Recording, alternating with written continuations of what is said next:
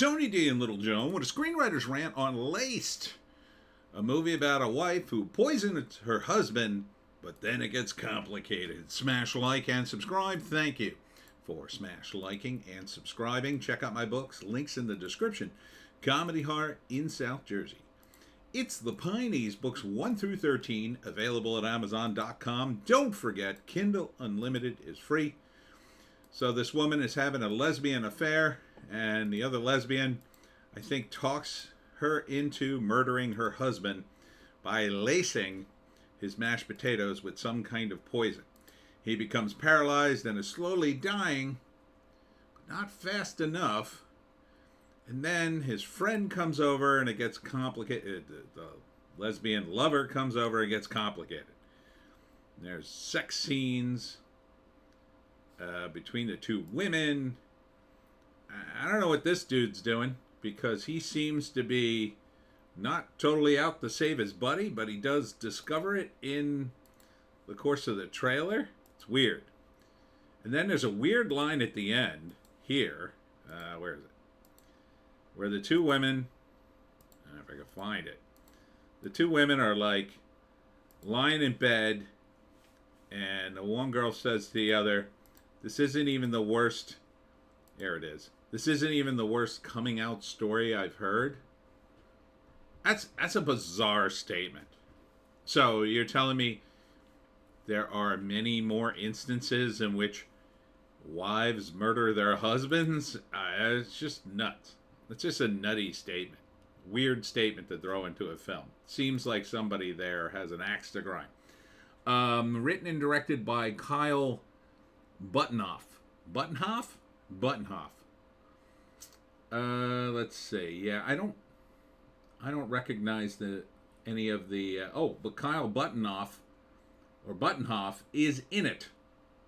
Interesting. Dana Mackin is one of the producers who also produced it with Kyle. Zach Tinker is an executive producer. He's also, I think he's the buddy. No, he's the guy who gets killed. And Kyle is his buddy. So this is probably a very small thing with the actors doing their own stuff, doing a lot of the work. Obviously, Kyle is doing a lot of the heavy lifting. Oh, here's Matt Rainey, who's also the editor, is one of the producers.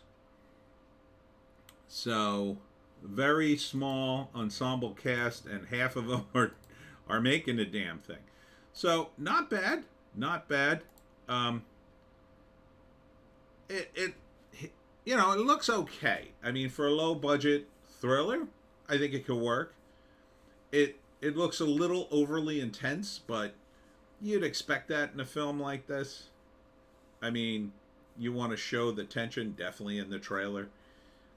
The only thing I would say is missing is the details of why the wife is killing him. Seems like she got pushed into it by the other woman.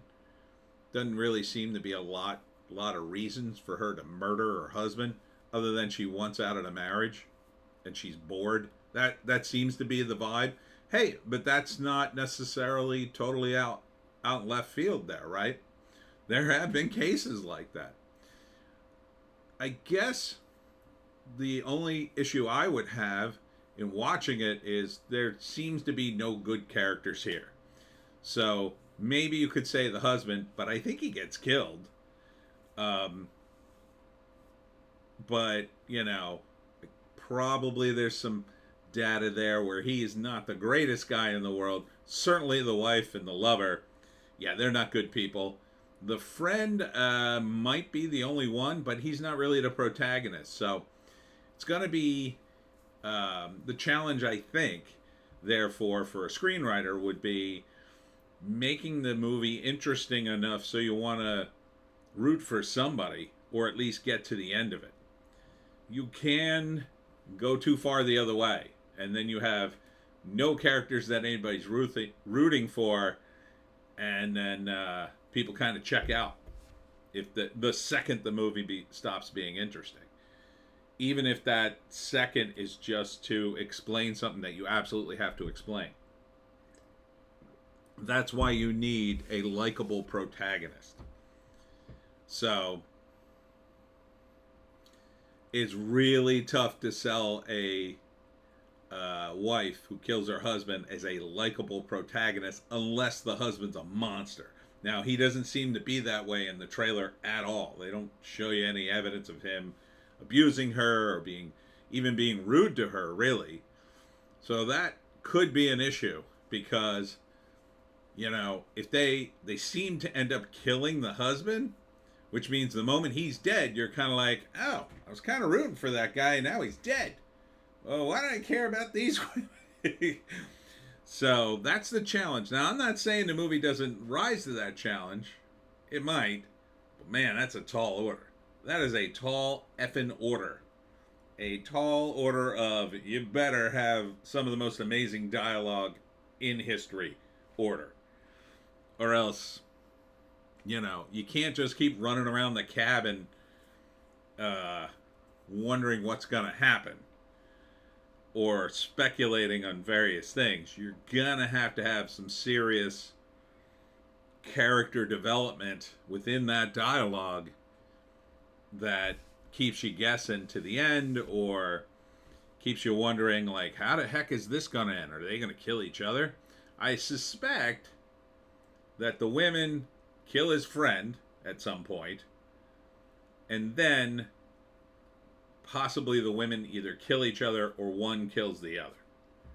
I think everybody's going to die in this movie. Or maybe one woman kills the other, and the one that survives is somehow killed either by accident, like she takes off to leave, and then bam, a tractor trailer hits a car, and she's dead too, and everybody's dead.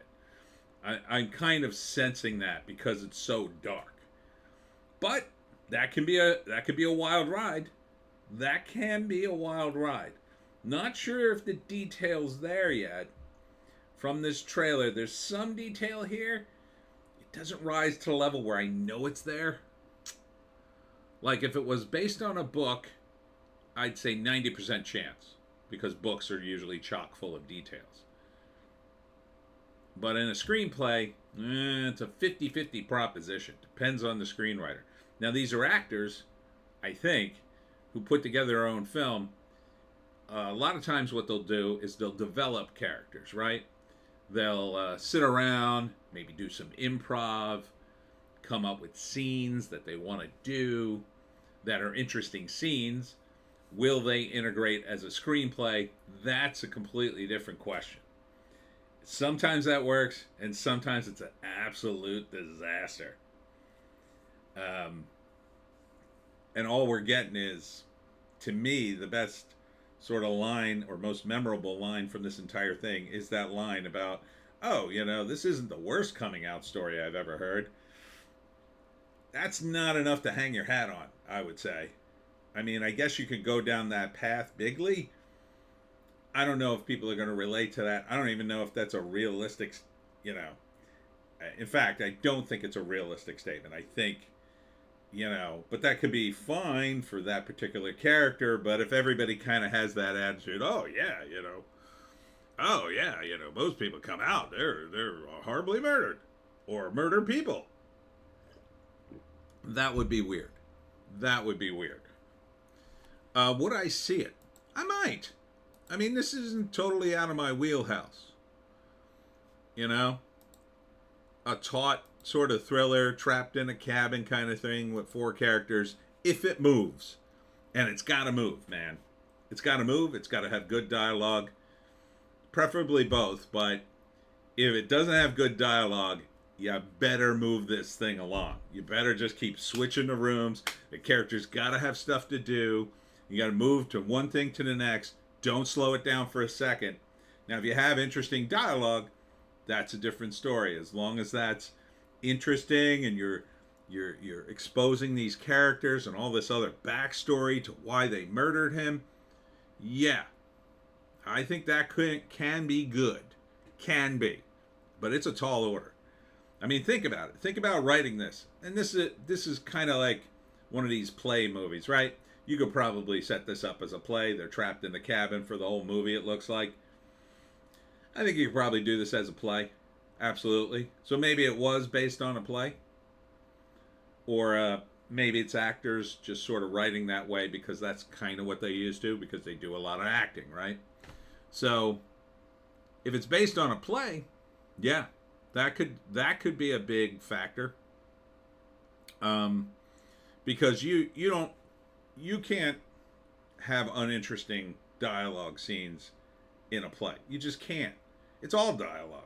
90% of it, you gotta bring that dialogue. So as a trailer, I think it's okay. Um, Probably could have used a couple of more lines, giving me more of the characters a little bit. But yeah, it's okay. It gets me. I'm like on the fence, but I'm leaning towards seeing it. So first act, um, you got the woman and her husband. Apparently, she's bored with her life and decides to kill him so she could be with her lesbian lover. Not a great plan, but again, wouldn't put it past some people in this world to do just that. She poisons him, and he's not dead, but he is paralyzed. And then the lesbian lover comes over, and they're basically telling him, yeah, we're going to kill you. We're going to chop you up, or whatever they're going to, something horrible. I think they chop him up. So, probably a scene in which he partially tries to recover and crawl out of there. But then things get complicated when his friend shows up. And he sees what's happening.